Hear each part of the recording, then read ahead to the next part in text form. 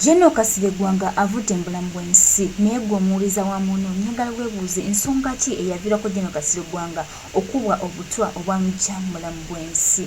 Ffenna tumanyi bulungi nti General Kasirye Gwanga emabegako omwaka ogwedde abadde yagamba nti agenda kuwagira Bobi Wine 100% era agenda kuba mabega we era ajja contributinga ku ssente Bobi Wine z'anakozesa mu campaign. Omulabi wa muno olowooza si kyekiviiddeko General Kasirye Gwanga okuva mu bulamu bw'ensi. Kweno gavumenti gye tumanyi ey'abakamya musaayi tesobola mulekera bulamu era ebadde erina okumuggyawo.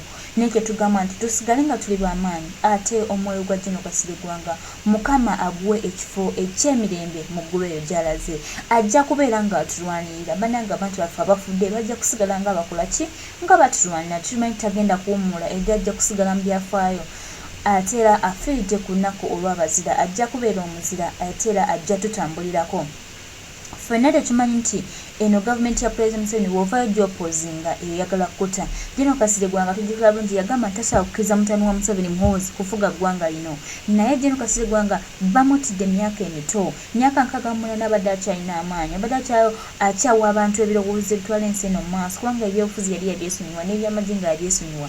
N'asalawo awummule okulaba nga eggwanga lyaffe lituula libeera mu maaso oba eggwanga lyaffe lifuna ligenda mu mikono emirungi. Weewaawo baakanywa musaayi tebamukkiriza kulaba nga atuusa ggwanga lye bwe libadde lirina okulaga. Naye ffe abalwanirizi, ffe abaagala eddembe lyaffe, ife abeewaayo okulaba nga tukyusa obulamu bw'abo abatannaba kuvaayo, tugamba nti General Kasirye Gwanga Mukama ajja mumuwa ekifo eky'emirembe mu ggulu ate era General Kasirye Gwanga ajja kubeera ekyokuyiga since afiiridde ku nnaku olw'abazira.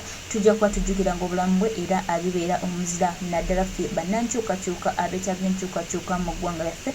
General Kasirye Gwanga tujja kuba tukyusa obulamu bwe.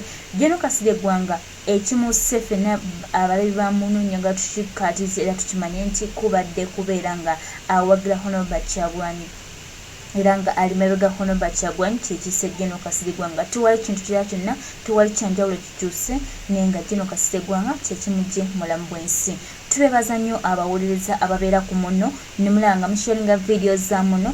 General Kasirye Gwanga bw'ati bw'avudde mu bulamu bw'ensi naye ate kyetumanyi nti ensi egulanira mbo era tajja kuwummula, ajja kusigala mu struggle ne Museveni bw'obanga gavumenti yo yeese General Kasirye Gwanga naawe essaawa yonna ogenda naawe obulamu bwo buli mu lusuubo tolowooza nti neggwanga liryo oliribeerako paka naawe essaawa yonna ogenda. Obutabi mwakuba General Kasirye Gwanga bujja kubbomokeramu naawe ojja kufuna ekirwadde ekiri kubawo olunaku olumu ne tuwulira nti Museveni afudde nga talina ligasi ennungi gy'atulekedde okuggyako okukola ligasi embi. Wabula bawuliza ba muno njagala tubikole ligasi ennungi zitunaatambulako mu bulamu bwaffe okulaba nga tutuusa eggwanga lyaffe n'abaana baffe okubaleka nga mirembe.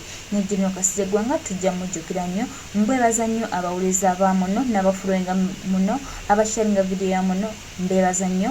Ku lwa Ddamba Eric nsaba Katonda ababeere omukisa.